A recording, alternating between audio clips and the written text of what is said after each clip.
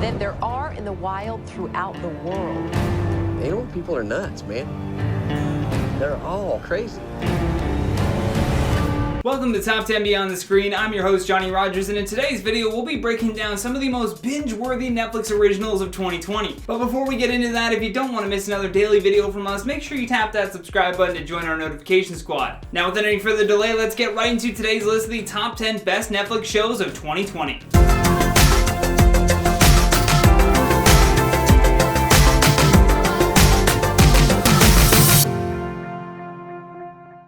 In at number 10, Lock and Key. It's a perfect mix of family-friendly viewing combined with some startling moments that keep you on the edge of your seat. The whole concept of the show is very interesting, and I'll try to explain it without spilling the beans too much. Following their father's murder, 3 siblings and their mother move into a house filled with these reality-bending keys. The only issue is that they're not the only ones that know about these magical keys. A demonic entity is also searching for the keys, but for its own malevolent purposes, and throughout the first season, it tries desperately to fool the children into helping it achieve its, well, evil intentions. Hello?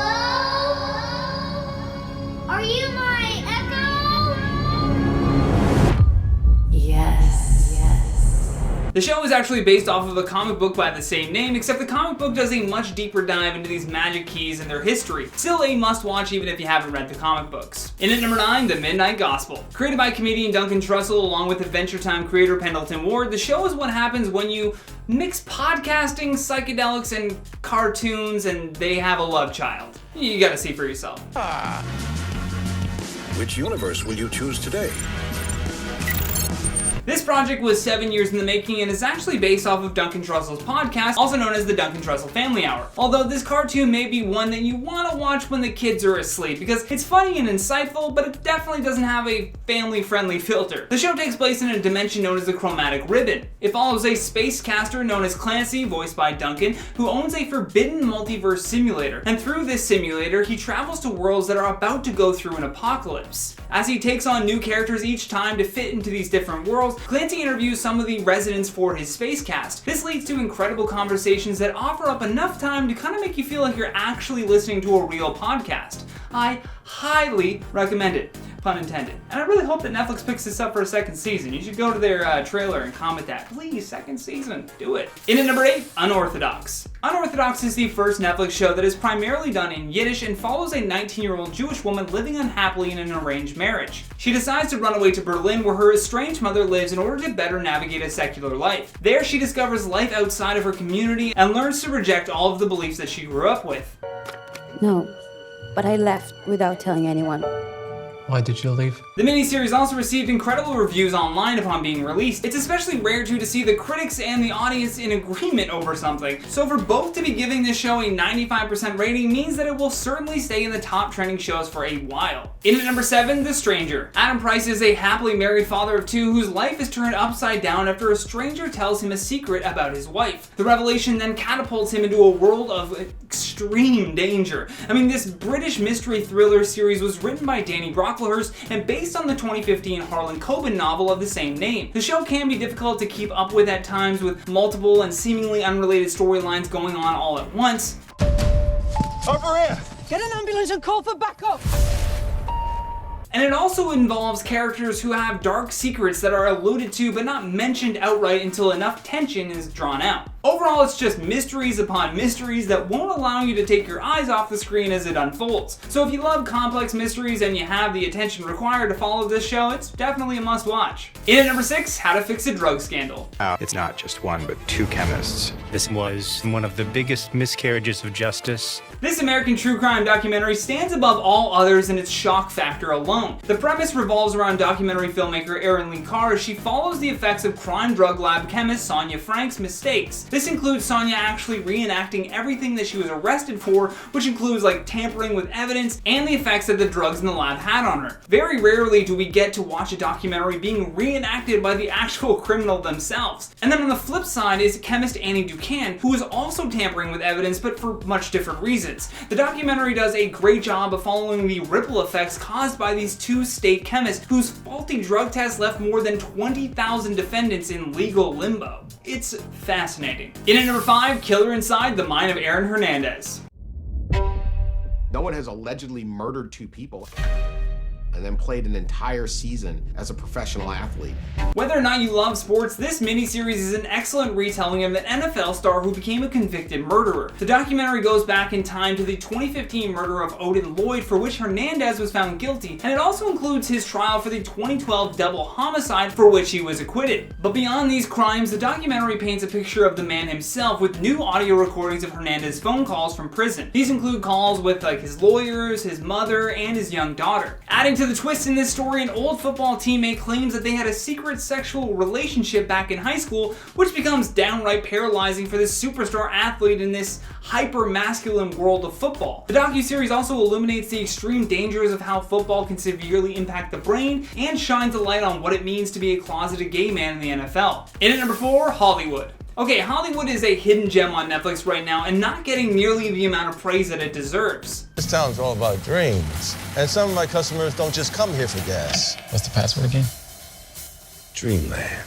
The series follows a group of aspiring actors and filmmakers in post-World War II Hollywood as they try to make it in Tinseltown, and they are prepared to do whatever it takes to do that. Each character offers a unique glimpse behind the gilded curtain of Hollywood's golden age, spotlighting the unfair systems and biases across race, gender, and sexuality that continue to this day. The critics were harsh with the first season, even going as far as calling it a ludicrous version of La La Land, but what they don't see is the potential of it. There is so much more going on in the show Hollywood than just race and gender inequality that the critics are seemingly zeroing in on. My recommendation is that you just set aside your present day biases and give the show a watch with an open mind. Yep. Critics. Always a critic. In at number 3, Outer Banks. Who make a living bussing tables, running charters. And our mission this summer is to have a good time all the time. 4 friends, 1 summer, and $400 million worth of gold. That pretty much sums up this entire new Netflix original show, but don't be fooled, there's a lot more involved than what I just described. The show follows a group of teenagers in the Outer Banks of North Carolina who are determined to find out what happened to the missing father of their group's ringleader, John B. Along the way, they discover a legendary treasure that is tied to John B's father, and with that comes a whole lot of new enemies. The reception for this show filled the comment sections on Netflix's YouTube page, demanding for a second season after binge watching the first. The website's critical consensus calls the show an over-the-top melodrama balanced out by a strong sense of adventure that's bound to hook those looking to capture that summer feeling. That's what I do when I want summer. The summer feeling. In at number 2, Tiger King Murder, Mayhem, and Madness. If you haven't yet succumbed to the Tiger King hype, now is probably the best time. Netflix's bizarre 7-part documentary series tackles big cat ownership in America as it follows Joe Exotic, a tiger breeder and private zookeeper in Oklahoma. They go through his various campaigns for office, polygamous marriages, music videos, and vicious feuds. With a cast of characters more wild than the animals themselves, their quirks and crimes must truly be seen to be believed. The show is as enticing as it is flawed. At the very least, it'll take your mind off of the news cycle for a few hours and allow you to vicariously live through the lives of these animal lovers. The series was so popular that it has spawned 2 separate scripted shows, one of which has Nicolas Cage primed and ready for his role as Joe Exotic. Can't wait for that. It's gonna be great.